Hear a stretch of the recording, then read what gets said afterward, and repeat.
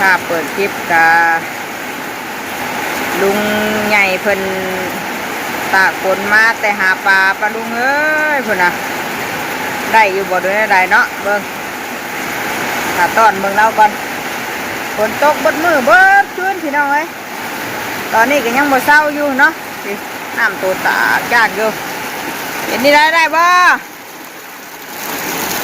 ได้บ่ได้พอมุกอีกแล้วเบิ่งหันคือประมาณแท้น้ำลายบ่ต้องพี่น้องเอ้ยเข่งน้อยพอหน่อยเลยมันพอรุ่นเร็วกำลังดังไฟอยู่ฉันเห็นว่าชีเฮ็ดนั่นถามมุกปามน่าไปได้ฉันเนาะไปจะหน่อยเมื่อเลือกน้ำพี่น้องเอ้ยตากข้าวตากวนไปกูทางลุงใหญ่เนาะได้ปลามาเกอร์ก็ดังไฟว่าชีแกงเฮ็ดอันซื้อเฮ็ดเค็มมาพี่น้องเอ้ยแต่ซื้อมาแต่ตลาดแรงมื้อน่ะนี่ก็ไม่ได้ไปส่งลูกไปโรงเรียนเลยเพราะว่าตื่นมากับฝนตกเลยเนาะยังบ่หยุดบ่ย่อนอยู่ตอนนี้ก็ได้เป็นเวลาบ่ายโมงเกือบ2 โมงแล้วพี่น้องเอ้ยเนาะกำลังดังไฟอยู่ลุงเราไปหาปลาเราลงไปใส่โต้งเนาะน้ำกับมากพี่น้องเอ้ยไฟกับสิมอดเลยน้ำมากเพราะว่าฝนตกก็แต่ตอนแรงวานนี่เนาะก็เลยเห็นหายน้ำมากเก็บหอยได้ปลาแล้วเก็บปูเก็บปลาได้พี่น้องเลยยามนี่ก็ได้พอได้อยู่ได้กินอยู่หาอาหารการกินกันเนาะแต่ว่าไปมายากลำบากอีกนะถนนหนทางเนาะเวลาฝนตกมากก็สิไปยากแน่พี่น้องเลยช่วงนี้ก็ได้เห็นเพิ่นข่าวว่าตกกระแตวันที่18ฮอดวันที่21เนาะก็คือยังอีก2 มื้อพี่น้องเลยมื้ออื่นอีกมื้อฮื้ออีกมื้อนี้กับวันที่19เมื่อวานนี้18ก็แม่นฝนตกเนาะเอาทักทายสบายดีเด้อป้าลุงเด้อพ่อกับแม่น้องเตอร์มื้อนี้ก็มาพร้อมบรรยากาศสายฝนเนาะบรรยากาศก็มืดครึ้มเลยท้องฟ้าก็ได้บ่สดใสเลยมื้อนี้พี่น้องเอ้ยเราไปเกี่ยวหญ้ามื้อเช้านี่กันเนาะเราไปเกี่ยวหญ้าแล้วก็ยังบ่แล้วซ้ำดอกได้กระสอบนึงกับครึ่งนึงแต่ว่าฝนมาเลยพอดีฝนห้วยก็ลงไปแต่ว่าวันนี้โดดมาบ่หยุดเลยเนาะแต่10 โมงแม่งเตอลงไปวันนี้จนบ่าย2ยังบ่หยุดตกอยู่พี่น้องเอ้ยเนาะเบิ่งปัดเป็นกล้องหน้าก่อนเนาะปามาเป็นกล้องหน้าก่อนปาดูหน่อยเนาะมาแต่ว่าบ่ได้เห็นเอาสบายดีเด้อพี่น้องเอ้ยสบายดีเชื่อนึงเนาะหากลงไปเกี่ยวหญ้าให้งัวแม่งเตอก็ได้ลงไปแล้วเพิ่นว่าคนเทจากมาบ้านนี่ยังทันหยุดอยู่บอกว่าตกบนมือเลยได้หมดนี่เอาเดี๋ยวดังไฟให้ดูให้กินก่อนพี่น้องเอ้ยเช้านี่กับพักให้ลูกเนาะเปิดไปเด่นเนื้อป้าปูฝนตก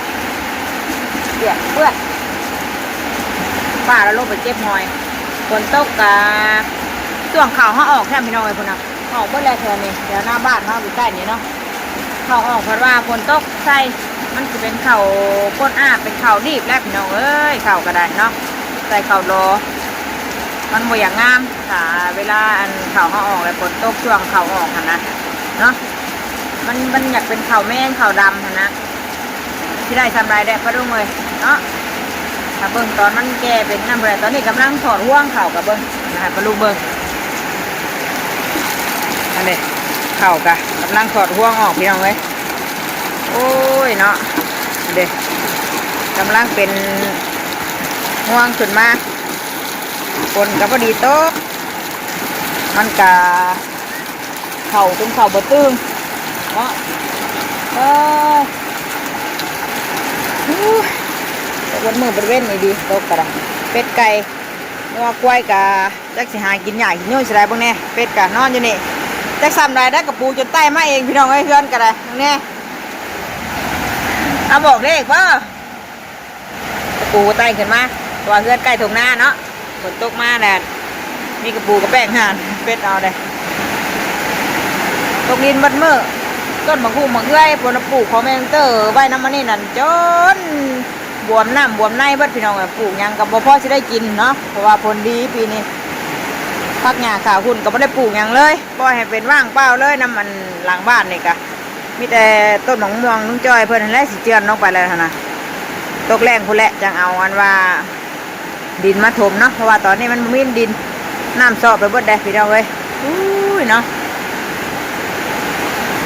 นะต้นมะฮุ่งกะบวมเบิดทิ่มทลายต้นเลยน้ำตกตลอดเอาล้างไฟให้ดูให้กินก่อนปะลุงเลยมาแต่ว่าหมอดได้ไฟกันนะเก็บใหม่ใส่กินนี่ค่ะพี่น้องเอ้ยแม่มาพักกันสุกเนาะไม้สุกก็มันพักตู้มาใส่แกงเฮ็ดกูเจียบเปียกมาดูเอ้ยไปทางไหนกันเนี่ยเนาะแกงเฮ็ดเข็มก่อนไม่ได้ไปทางไหนคนต้องลิ้นนะไปว่าเจ้าหน้ากันยังไม่ได้เอาซะจะป้าเพิ่นไปเก็บหอยไม่ได้ไปเก็บหอยมาไว้เนาะก็ได้ทอดกันเสียนไปด้วยเพิ่นยังมาแซ่บเลยตาเมื่อคืนเนี่ยก็กินด้วยทอดกินเหมือนกันแล้วก็ตัดพริกใส่เอาเรียบร้อยเนาะวางใส่หม้อน้อยๆนึงเก็บต้มเรียบเอาเลยเก็บคือมาแต่ตลาด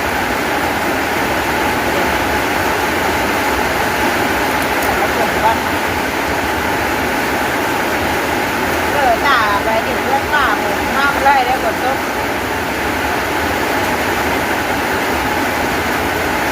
ต้มไปโรงเรียนแต่ว่าจะไปต้มเลยเปียกเปื้อนแต่คนข้างมันลื่นมันยังขนาดพี่น้องเวลาฝนตกแล้วมันยังลื่นกล้าไปต้มเลยต้มไปทางทางไปน้อยเพราะเอาเป็นแกงมันจะไปเลือกปลาทั้งข้าวมาท่านได้ไปเยอะเดี๋ยวกินข้าวก่อนเนาะเลือกปลาโดยแล้วเมนูนี้คุณได้ลายรอบคุณเพราะว่ามันเป็นกันว่าเป็นก้อนเนาะพี่ลุงทางเดียวเด้น้ำนาเราอยู่เติมพุทธของลูกพี่อยู่ทั้งลูกพี่อยู่ใต้พี่อยู่ของเราอยู่ก้อนเนาะที่ที่มาที่ดอกตะเคียนตอนปีที่ว่าลูกจ้อยเห็นนะจ๊ะเนาะมาก็สมควรอยู่แต่ว่าปีนี้ก็เป็นแล้วได้อีกแล้วบางทีเป็นปลาเค็มน้อยได้บ้างมือเนาะไม่ได้บ่มกินแล้วยืดข้างหม้อก็ไม่รู้ว่ากับเบิ้ลบาทนะตัวได้ใจอยู่บ่มาดูเลยไม่รู้ว่าเบิ้ลจะฝนตกไม่ได้ไปแล้วแบบนี้ก็ได้ก็ได้ใจแดงบาทเรื่องก้อนวันก้อนเนี่ยโดนใจเอา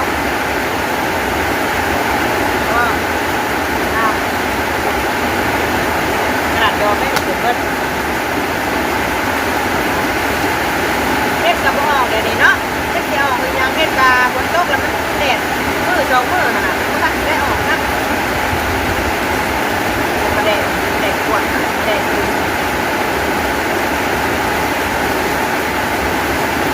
ก็พอเหลือก้อนก็ด้วยเข่าเที่ยงบ่ายโมงกับบ่ายสองโมงกับบ่แม่เที่ยงเนี่ยเนาะมันฝนตกแบบขึ้นมาใส่บนเศร้าจะต้องไปเกี่ยวใหญ่ขึ้นสิบนเศร้าแล้วเหมือนเดิมตกเบิ้ลมือเลยเรียบย้อนเลยน้ำกับขึ้นไม้หน้าเต็มอยู่น้ำขึ้นมาแต่ห่วยเงาเลือดภูเขาอีกแหละ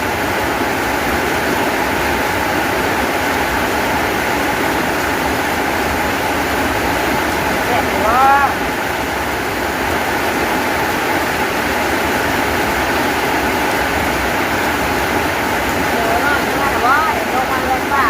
เจ้าเนี่ยลบมาดูเลยไปกับคนกลุ่มอยู่เพื่อนเมื่อไรเนี่ยนะบนฝากเขามา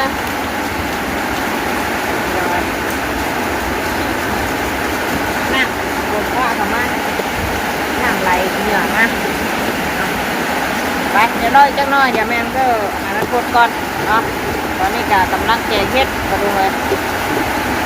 เฮ็ดเข็มทองเนาะ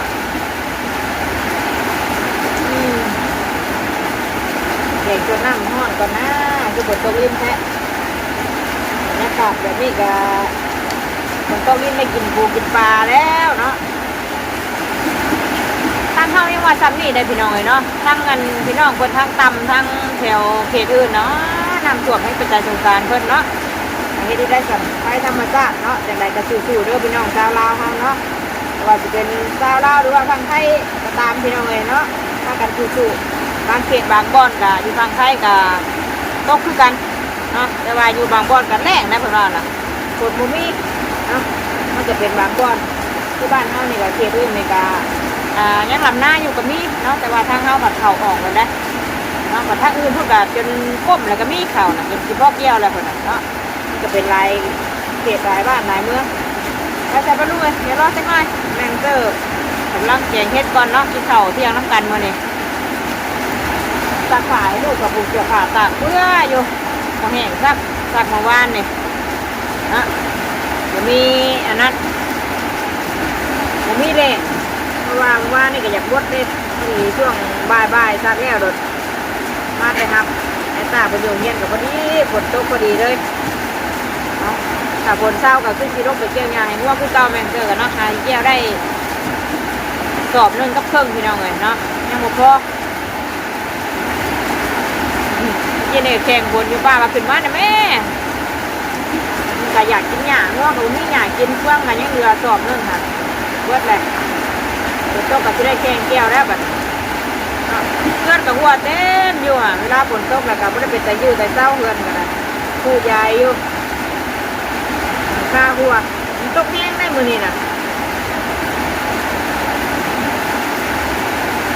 เพิ่งเคยได้เจอตาประมาณกินข้าวก่อนมีขันจ้องครับจ้องกับอันนั้นเลย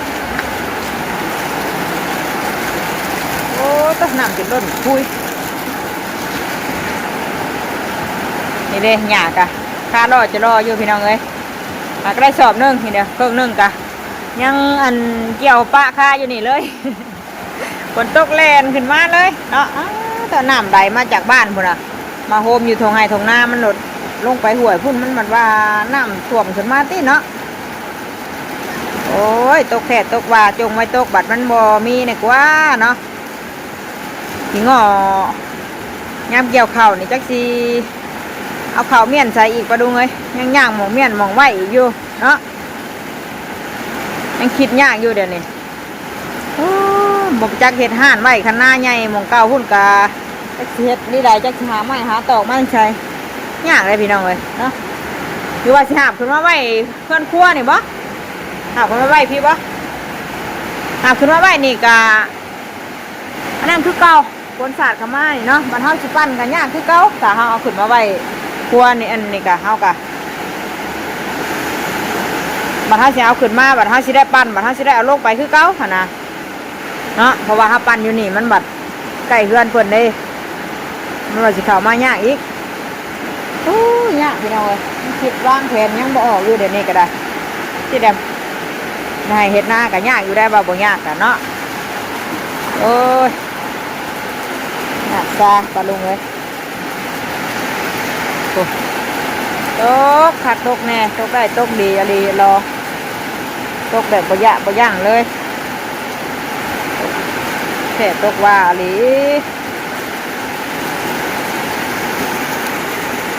จะเพิ่งบ่ได้แล้วเพิ่งสิหยุดนี่พอหยุดพอว่าให้พอได้ไปหันไปนี่เด็กหน่อยก็ใครได้เหยเนาะเอาข้าวหม้อแกงเฮ็ดเท่าก่อนเด็กหน่อยซุปกินข้าวกินน้ำได้นี่อยากกินข้าวเลยได้นี่มาบัดนี้แล้วเลยข้าวแล้วทอดไข่ให้หมูแกงเฮ็ดสองเฮ็ดอันงกมาแกงเฮ็ดอันเค็มพี่น้องเอ้ยก็เฮ็ดจ่องกินอันนี้ให้ดีไปก่อนเนาะตับแล้วเนาะตอนนี้เดี๋ยวมันจะหมดแล้วไม่เก็บมันแตกเลยมาแห้งไหมเดี๋ยวพี่น้องเอ้ยที่ผมชุบดอกเลยตอนนั้นคุยกัน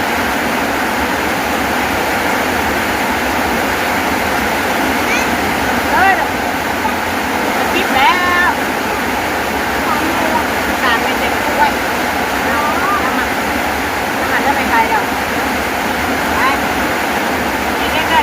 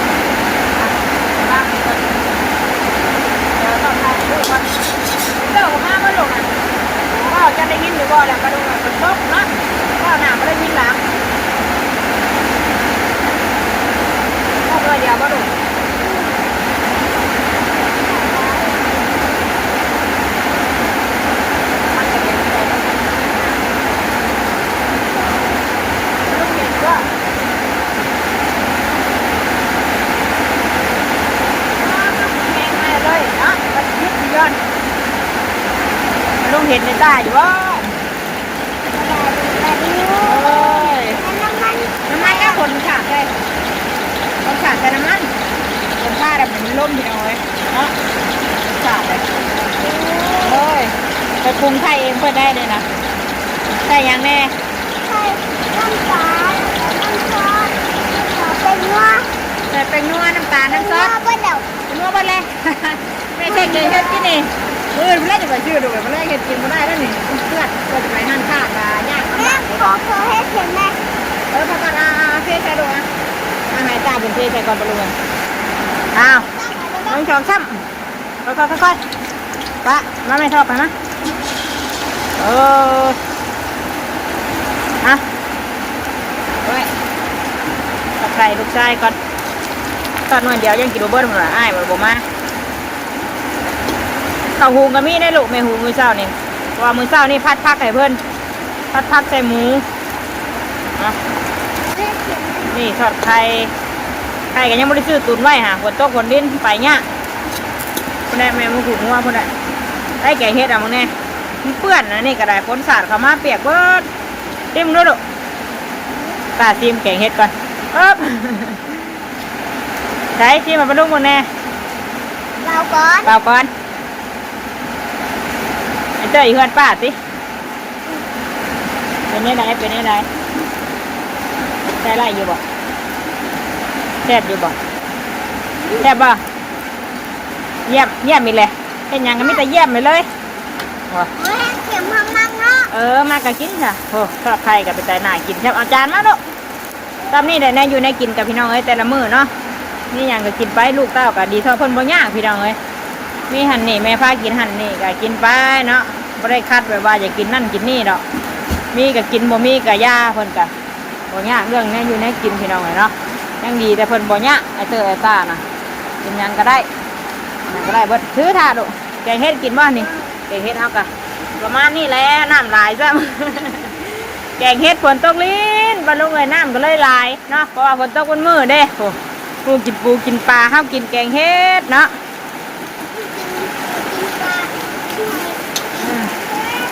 กินปลากินหอยแล้วฝนตกฝนดินเนาะไปเดี๋ยวแม่เต้ก็สิลงไปทางทงหน้าบ่ได้กินข้าวกินน้ำกันเนาะแต่ว่าจะกินสิลงได้หรือบ่ได้ฝนก็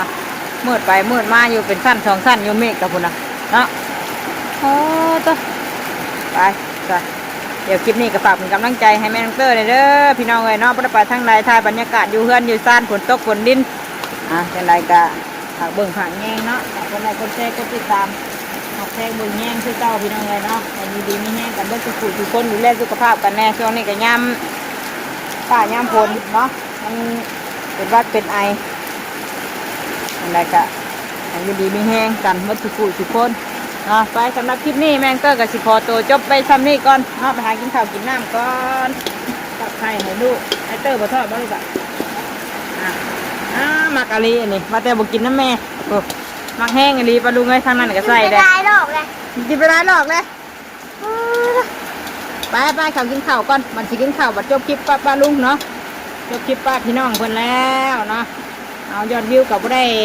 หลวงได้ลายดอกล่ำร้อยกับถ่ายไปพี่น้องเอ้ยกับลูกกับเต้าอยู่เพื่อนน้ำซานนี่แหละเนาะเปิบโอ้โหทำไรเบื้องหาใครนะว่าหนากินแท้เดืองห้อยโยนนี่แซ่บวะลูกเปิบมันนี่นะมิโอ้โหไปเนเตอร์มากินข้าวปะไปข้าวกินข้าวสับปลาดุงเลยไปลาปลาดุงก่อนสบายดีก่อนลูกเด้อมื้อนี้ก็อยู่โรงเรียนบ่ได้ไปโรงเรียนครับเด้อฝากกดไลค์กดแชร์ให้แม่น้องเต้ยเด้อป้าลุงเบิ่งโฆษณาให้น้ำเด้อบอกป้าลุงแน่เบิ่งโฆษณาให้น้ำเด้อเด้อหักแพงน้องตากับน้องเต้ยแน่เด้อกับแม่แน่เด้อแพงน้องตากับน้องเต้ยแน่เด้อกับแม่อย่าฮื้อเชื่อนะเด้อหักแพงครอบครัวเฮาแน่เด้อป้าลุงเด้อขอบคุณค่ะแม่เด้อไปเลยสบายดีไปแล้วบ๊ายบาย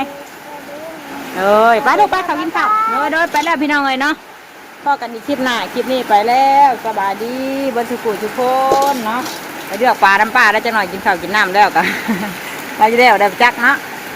ไปมันตกอยู่